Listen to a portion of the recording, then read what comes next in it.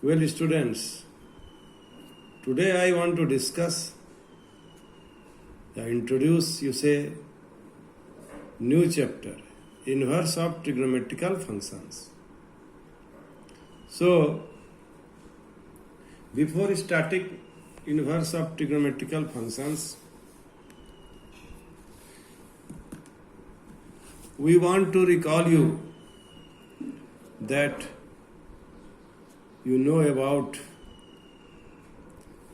the trigonometrical ratios or function and its graph. You have already studied in class 11.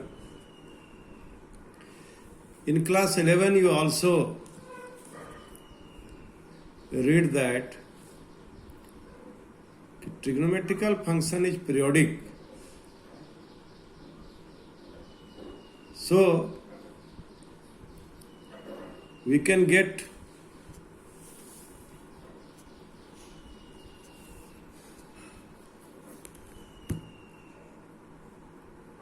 one image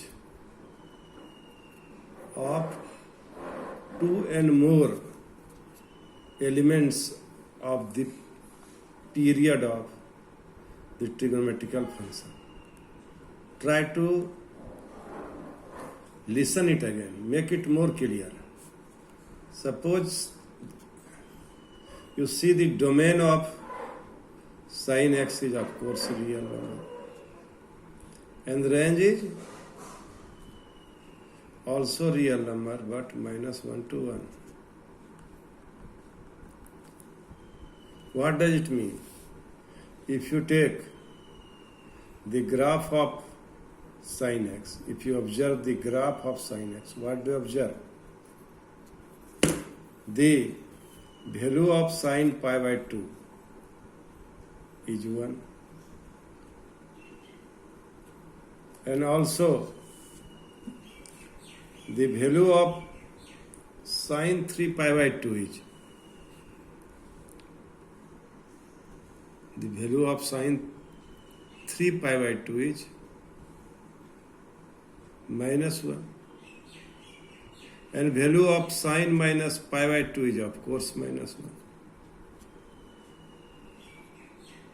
Value of minus pi is 0 and value of pi is 0. So what do we observe? We observe that the sine function or any trigonometrical function is neither 1 nor on 2. Neither 1 nor on 2.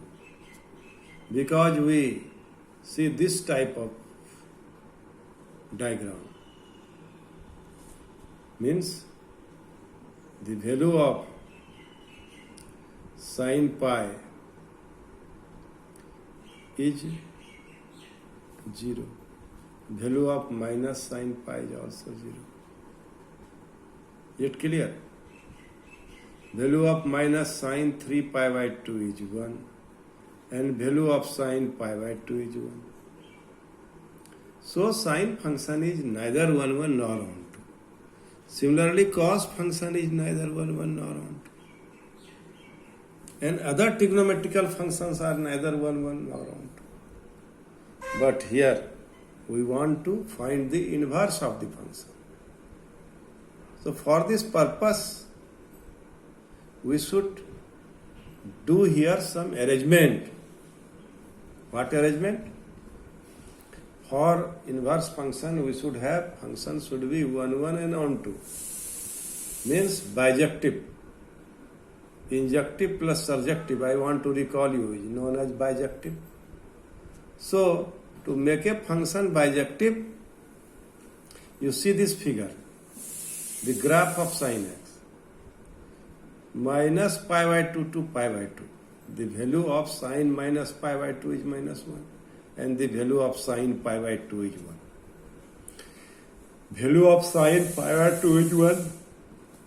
And value of sin 3 pi by 2 is 1. Value of minus sin 3 pi by 2 is 1. And value of sin minus pi by 2 is 1. So what do we observe? We observe that after a certain interval, the graph of sin x, cos x retain its position. So, in this way, to make it 1 1 onto, either we will choose minus 3 pi by 2 to minus pi by 2, or minus pi by 2 to pi by 2, or pi by 2 to 3 pi by 2. But we here consider this value minus pi by 2 to pi by 2. And this value is known as principal value. This is the first, when we will start the graph of the sine function, we will first take minus 1 at minus pi by 2, then at pi by 2, then at pi by 2 is 1, and then 3 pi by 2 is minus 1. So in this way, first interval in which sine function is 1 1 onto is minus pi by 2 pi by 2. That's why it is known as principal value branch also. A question may be asked to write the principal value of the given function. So you must be careful, you must be sincere here to make you understand. I have already given so many examples, and you should also go through the graph of trigonometrical function. Domain, you should recall the domain and range of the trigonometrical function. Now, if you take in the domain of the sine function minus pi by 2 to pi by 2, clearly its range will be minus 1 to 1. In the case of the graph of sine x, we have in domain real number, but we will only take minus pi by 2 to make it 1 1 on 2. That's why. Now for inverse function, sine inverse x, we have in the range is considered as domain, and domain of sine function is considered as range.